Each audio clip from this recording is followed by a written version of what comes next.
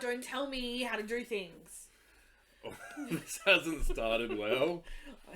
Hi, BookTube. Hello, BookTube. I'm Scott. And I'm grumpy now. And we are Gunpowder Fiction, and please don't hurt me. Oh, it's been a long day. I'm sorry. We have another page 112 tag. This time we have teamed up, and I'm very excited about this. We have teamed up with Kieran at KDBooks. I don't know if Kieran should be excited if that outburst was anything to go by.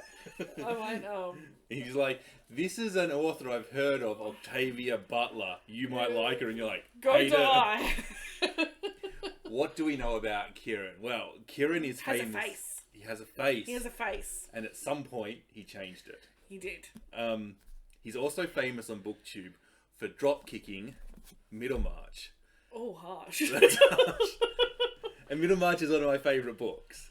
Oh. And then we did the anti-TBR tag, and I bagged Salman Rushdie, and that's one of Kieran's favourite authors. Is that the goat guy? That's the goat guy. That's the guy who turns people into goats and gets them sodomized by the cops.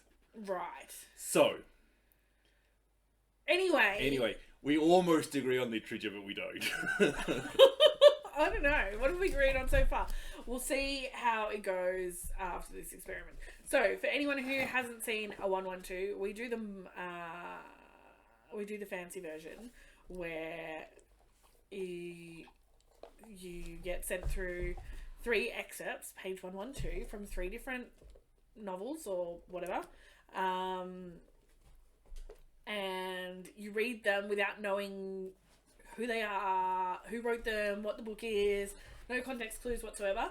And then you get to comment on the writing, decide whether you're going to read it or not, have a little discussion, and then the big reveal, what is the book?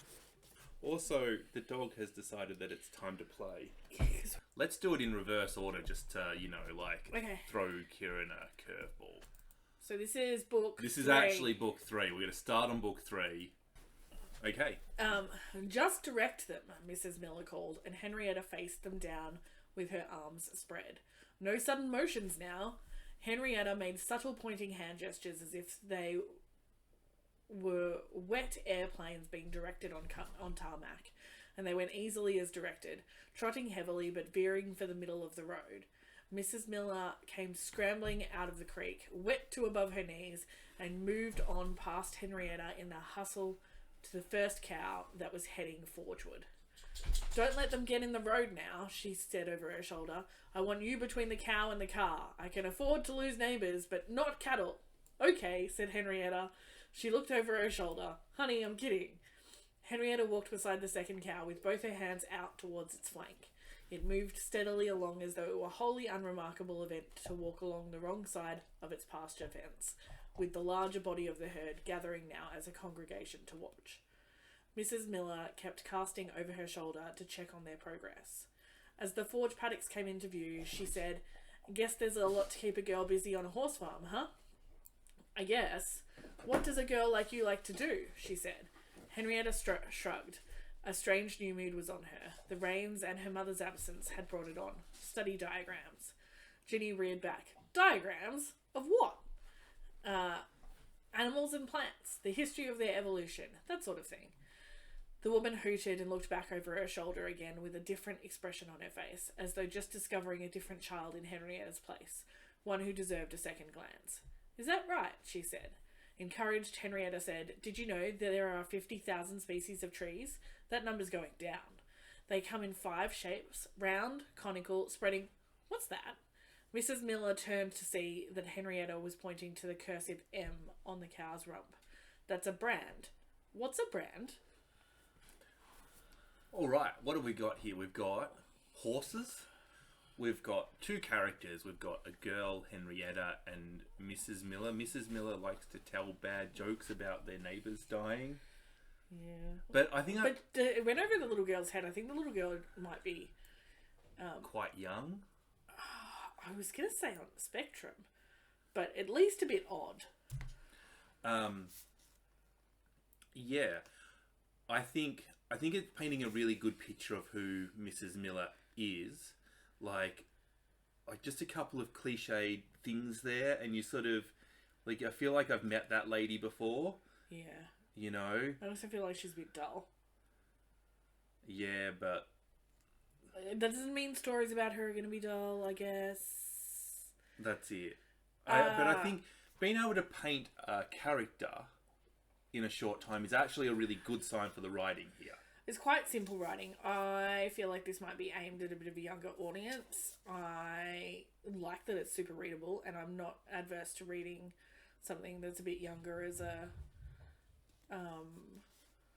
change it up. I'm not sure how I feel about cow farming. But the thing is, with like, sometimes some of the simplest books are the best. I get what you're trying to say, but I don't know if it applies here. I don't know if it applies here too, but I mean, it's a scene about like two women talking. I like that this passes the Bechdel test in one page. I mean, does it if one of the women is a kid? Do kids count? Yeah. I feel like you're being childist. Yeah, the writing was relatively simple, though. I do see what you're saying. I'm not saying I hate it. It's very easy to read, and that's nice. You're right about the character description in the sense that it's looking like an actual character, not like a... Yeah. You know? I mean, I'm not getting the dictionary out for any of these words, which is both a good and a bad thing. Do you know what I mean? Like... Yeah, I think it has potential. There's nothing particularly awesome about the writing that grabs me right off the page, and it seems to be about cows, which is, I mean, that could go either way. Yeah, I'm not too as far as interested being in cows. Interesting. I like the girl. She's talking about plants. You know. Yeah, the little girl reminds me of you. She's a bit precocious.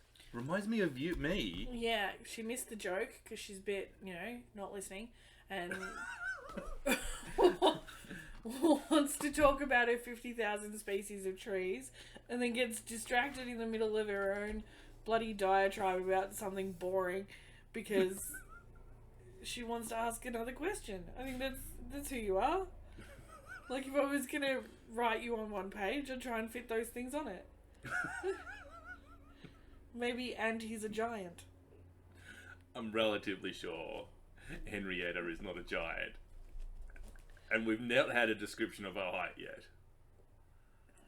Yeah, and she's also clearly not you. But... Yes. She reminded me a bit of you.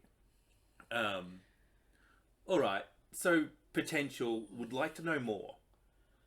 Yeah, I feel like a few of these we've done and the writing has gotten me straight away, and I'm feeling the absence of that. There's no beautiful description, there's no one line that stands out. It doesn't have the nice poetic feel to it. Yeah, but it does have a nice crisp simpleness. There's just nothing wrong with it, I guess is what I'm saying. Like, this is a bit, needs some salt. So, if the synopsis gets you, there's no red flags here, is what we're really saying. Yeah, like, yes, but I'm not excited. You're not excited? Yeah. All right. Let's continue going backwards. So that was book number 3. Let's have 2. And if everyone knows how to count backwards, we're up to 2. And I got it right, 2. See what I did there? Oh. This is a picture book. A graphics novel. Graphic novel. Do you want to read the boy? I'll read the girl. Sure, but isn't gender flipping cool? No. Oh. Well, whatever. Read the boy. Oh, I've got horns. Yeah, I'm definitely being the boy now. That's the first thing I've noticed. Horns, and you're black. Actually, they belonged to Gwen's grandparents. They spoke 2 different dialects of Reith's native tongue, so they had their rings enchanted with a translator spell. Great. So we can add scorned woman with missing family jewels to the long list of people who want us dead. I thought you and I might be able to put them to better use. Alana, I'm sorry. Can you find it in your heart to forgive me? Maybe. Just tell me you weren't lying when you said I'm the hottest chick you've ever slept with. Relatively sure that's not the tone she said it in. No. I swear, Gwendolen may have been tall, but her hips were boyish, not womanly like yours. You know, for a pacifist, you sure beg to get stabbed a lot. Well, oh! I like the stabbing joke. I'm also, in frame 1, they're talking about translator rings, and then suddenly it like jumps to, I'm sorry, can you forgive me? Yeah. But I know you've been put off with just tell me you weren't lying when you said I'm the hottest chick you ever slept with. Yeah, you're not liking that, are you? That's an unlucky page to land on, or that's a red flag and a half. Yeah. It's hard to get past. But there's okay. Hey, maybe he's a goat. This could be our Salman Rushdie reference. This is a Salman Rushdie graphics novel. What you don't see is on the next page, she turns into the police and sodomizes him. Well, that would return some of her power and make her into something more like what I expect from a female character. Bit of pegging. A bit of pegging.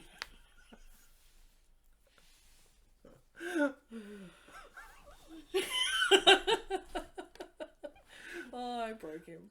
Why? I'm sorry, you have to continue talking. I'm a bit... Are you gonna try and talk about its redeeming qualities and how it's interesting translator spell and... It's a broken scene because... Yeah, I get what you're saying. They're talking about the ring and then they move on to the fact that she's clearly jealous that he once had sex with someone else. Ugh. Okay, so I can tell this is a no for you. This is a no... Yeah, pretty much. I mean, unless you read this and said, no, it's seriously only that one joke, you can... I could deal with one bad joke, but it doesn't seem like one bad joke from this page. It is potentially an attitude problem. I mean, essentially, 2 scenes of this is a sexist joke. Then one scene is the woman threatening to stab him for telling a sexist joke. Which, I mean, is not quite pegging, but is... No, because she's bloody the insecure... No, that is not reclaiming her power. No. And... I don't hate the art. The art's really nice, actually. I definitely think this looks like it's like in another world. It's a bit fantastical. I mean, he has horns. And a translator spell. Now, what's really wrong with this is that she's insecure and he has horns. Yeah, no shit. Yeah, I've got to... I don't think horns make you more attractive. No. Maybe he's got lots of money. Well, that always does make you more attractive. You know what they say about men with big horns? They're often hunted for medicinal medicine. I don't know. Don't sleep with them. Gene splicing. Jeez. If you eat them, you'll catch COVID. All right, let's do the next one. I'm over this misogynist joke situation. All right. Okay, this has got some funky names in it from here. Where's the full stop? There's 2 in that. It's at the end of the line. I'll read it before I start wenching. What? Scratch at their rotting fiddles for an audience of empty tables. She does not see much of Raza these days. He has work to do. The gas pipeline is progressing well, and now that Gitchke is out of the way, a program of making examples of arrested tribals has been inaugurated. She fears that the bodies of hanged men will turn the citizens of Q against her husband, but she does not say this to him. He is taking a firm line, and Maulana Dawood gives him all the advice he needs. The last time I visited Pakistan, I was told this joke. God came down to Pakistan to see how things were going. He asked General Ayub Khan why the place was in such a mess.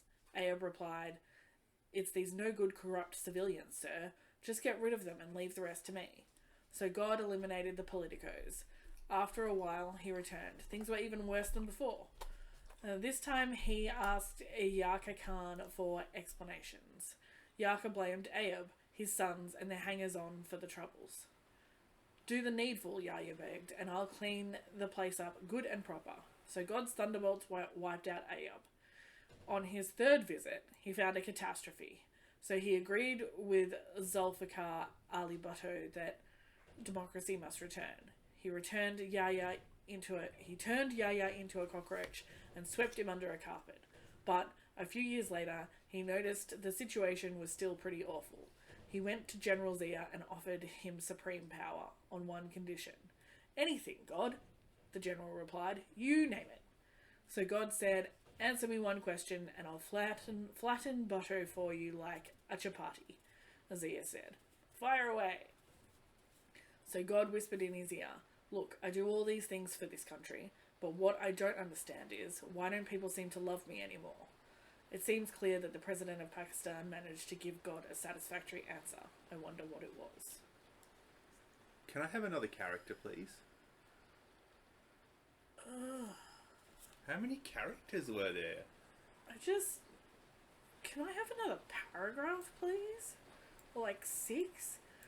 That was really just taxing, which I'm not a fan of. Just learn to punctuate. I like that it's in Pakistan. I like books set in places I'm not familiar with. I don't know if that noise is coming through the microphone, but it's bucketing down outside. It's pissing down. It really is. Which is, a feature of Melbourne summer. Yeah, Melbourne summer. If you don't like the weather, wait 10 minutes. Yeah. I feel like this might be about partition. Like India, Pakistan sort of thing. Yeah, but I don't know any of those names in that little joke about God that was not funny. There's a lot going on here, and it's... I don't like any of it. It's the problem. Okay. So this... I mean, you had a tough audience to win over because I was grumpy to start with, and then you gave me cows and misogyny. And now, what is this? I like this little start. Where is it? Well, she feared that the bodies of hanging men will turn the citizens of Kew against her husband. Like, it's kind of funny. That's more interesting than the little joke about... Yeah, I don't like this joke about God. God. It's... Do you know, it reminds me of Rushdie. Oh, of course it does. It's got to be Goat Boy, because Kieran will be making a point. It's just... What is it even saying? Like, it's making it... Like, okay, clearly, God's been a bit of a dick, and... Yeah, I don't understand why that is supposed to be funny, or is it not supposed to be funny? And it's an allegory for politicians. Is it a quick rundown of what has happened historically? I don't actually know, because I don't know shit all about partition. But I don't like how it's written. I feel like it's a bit... and Ahab begat... Yeah. Like the start of Genesis, where everyone's begatting everyone. I think if Captain Ahab was in Genesis, we could have 2 boring books in one. Shut up. I just feel like the structure of this joke bit is quite... just break it up with a bloody line break. I found it very hard to read and not very rewarding. Do you know what it is? Yeah. That's it. It's hard to read and it's not rewarding. I do like a bit of lyricism, and I like a bit of... And there's just none. But I do like the setting. Political corruption is clearly a theme. Pakistan. Pakistan is such an interesting country. That's got a lot going for it. But if every page is much hard work as this, then I'm DNFing on page 3. But it really does feel like it could be rusty to me. Like, well, that is... We'll see. Will we do the big reveal? Let's Have do we said the what big we want to reveal. say? Well, let's make this Will we big. start with 3? Shall we do it in the order we did it in? Yeah, let's do it in the order that we did. I think that's less confusing. Okay. Book 3, The Sport of Kings. C.E. Morgan. Well, that sounds shocking. Oh, he expected that.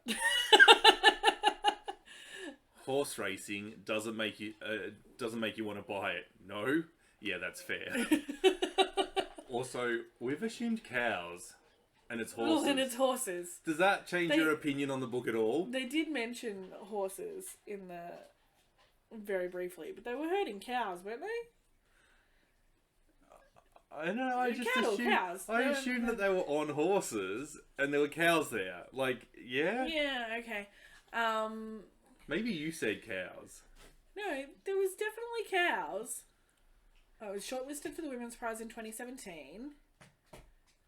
The real story is about 2 families who are competing against each other to breed the next super horse breed.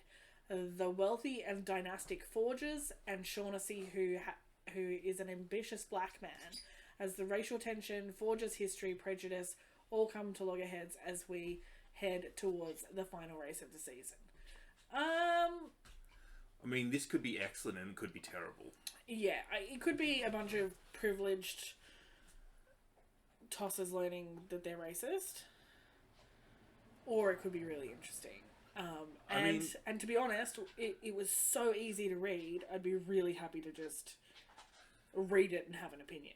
Because I feel like it would be a quick and easy... I'd like to know how many pages it is now, actually. Because if it was like a 200-page book, you could rip through that really quickly. But even, like, with that writing style, even if it was 400 or 500 pages, I think it would be a really fast read. Oh, yeah. It would be... You would get through a lot of pages quickly, I imagine. I think we'd give this one a go. Yeah, I think I'd give it a go. I would be surprised if it was, a life-changing read, but it looks like it could be something. I think it's quite open to potential. I don't think I have a really good feel for whether I would... And often those are the books that surprise you, like the ones that are like, oh, that could be a nice story. Yeah, I mean, often you sort of like, you're reading through, you're not thinking about it, and then you put it down and you get yourself a snack or whatever, and you're like, oh, I'm really actually enjoying this book, aren't I? Okay, so let's look at the misogyny comic. Yeah. Saga by Brian K. Vaughan and Fiona Staple. Ooh, so what I do know about Saga is when we were looking at Kieran's Goodreads to try and figure out what he had and had not read, I saw a lot of Saga. Like, there's more than one episode or edition, or what do they call them? What's it called when it's a graphic novel? I don't know. Edition. Let's go for edition. I feel like there was like 8 or something in his Goodreads, and I don't know. I obviously don't know if that's the whole series. So yeah. Okay. So this is something he's engaged with quite a lot. Bet you weren't expecting a graphic novel, eh? No, we weren't. No, we weren't. Explain what Saga means to me is difficult. It wasn't the first graphic novel I had read, neither was it the first I truly invested in. Instead, what Saga did for me was to bring modern day issues such as race, culture, queerness, sexuality, heritage, friendship, relationships, marriage, childhood, and parenthood to such a distilled experience. The 2 characters you have met, Marco and Alana, are from 2 separate worlds who are at war, but they have a child called Hazel. Yes, my second child is named after her. That's so cute. That's nice. We follow Hazel speaking in the future, retelling the story of how she ended up here. Where here is, we do not know, as we are awaiting the next 9 volumes of Saga to release, as it is on hiatus. Wait. There's 9 more volumes to come out. And I'm pretty sure I saw Saga 8 or something. So it's like... maybe the next one is volume 9. Oh, maybe. Sci-fi and graphic novels don't scream by me to most, but I have gifted this series to many, and every single person has adored, cherished, and loved it. I tell you what I like, because we picked on it for misogyny in that joke, but he says it's talking about race, culture, queerness, sexuality, heritage, friendship, blah, blah, blah, blah, blah, right? And I feel like that says that maybe... Yeah, so I'd be interested, in the header, he's got it's by Brian K. Vaughan and Fiona Staples. Be interested to know if Fiona Staples is an illustrator or a writer. Yeah. Because if this was written by a man, it just seemed a little bit male gazy. And I can see how it could still be about those things and not quite be right for me to read. However, no, I reckon I'd let you read it first and see how it goes. Stand by it. This is our standard plan. If we think it's misogynistic, yeah, you read it. I read it, and then I either vomit all over it, and Nell's like, well, if Scott got the misogyny in it, there's no way I'm missing it. Yeah. But I would give this a shot because Kieran says it's about, race, queerness. So you're taking it on his recommendation, essentially, but not on the 112. No, Fail's the 112. But that description sounds really good. Yeah. So I would give it another. Okay, let's see what book 1 / the last one we read was. Book 1, Shame, Salman Rushdie. Did say it sounded like Rushdie. That's funny. It's probably good that Rushdie sounds like himself. Yeah. Can't lie, I want Scott to have chosen this one after bashing the Satanic Verses in a previous video. Being the Rushdie fanboy that I am, surely it would have been wrong for me not to have included him. This is his third novel, which takes place in a fictitious town called Q, based on Quetta, Pakistan. We follow Omar, who has 3 mothers, of which none of them revealed who is actually his biological mother. For his birthday, he is allowed to leave Q. The novel grapples with the tension between Hindus and Muslims after the partition of India. You said it was about partition? Yeah. Shame and shamelessness are also explored with how it's perceived, used and manipulated by others in order to further their own agenda. Well, this sounds like the sort of book I would love like that, to be honest. Legitimately, I'm less interested than I was 5 minutes ago. Really? It just sounds a bit overworked. The idea of, we've created a character who has 3 mothers. Yeah. 3 mothers is weird.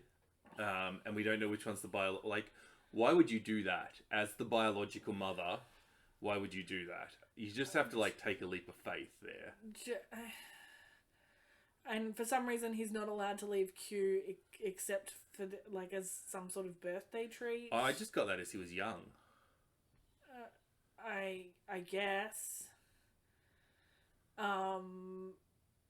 Grappling with the tension between Hindus and Muslims after the partition of India is very interesting to me, but I actually have a few books on my TBR that already covering that subject matter, so I'm not necessarily looking for more. But it really does seem to me to be a bit overworked, I think is really where I'm going. I think we slightly disagree. I like the premise of this book.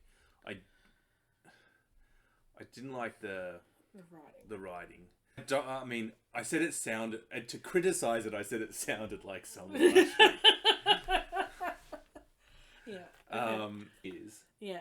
As booktubers, people look for recommendations and they need to learn what our tastes are, and if we don't tell them what we don't like, then that's a huge part of it. I agree. Do you know what I mean? And even if it's for silly reasons, because if the reason I don't like Salman Rushdie is his writing. If you've read a Salman Rushdie book and you like his writing, then you can just dismiss everything I say about Salman Rushdie. Yeah. Because it's not relevant to you. Let's wrap it up. If you're still here, thank you. check out Kieran's video. The link is in the description. We sent him vastly different things to what he sent us, and I am looking forward to seeing what he says. Yeah. If you're not already subscribed to Kieran, you clearly don't hang out on BookTube a lot. But do it. Do it now. Do it. You will be rewarded. Yes. Yeah, you'll just... Possibly with him mocking us. Almost certainly.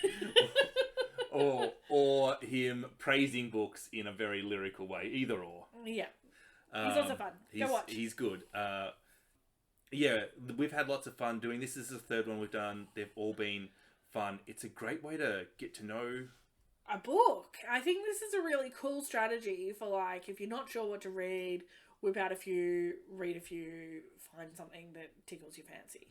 Yeah. Yeah. Yeah. All right. If you're new here, subscribe. Like this video. Let us know what you thought of these 3 videos. Passages, 112s, not the videos. No, sorry. And also we'll drop a link to the other 112s that we did. We've done one with ShawnTheBookManiac and one with Sarah at MG Reads. SaraMG Reads. SaraMG Reads. And ShawnTheBookManiac, not Shawn the Maniac. Wow. You say. You're just a shady person, aren't you? Yes. Bye.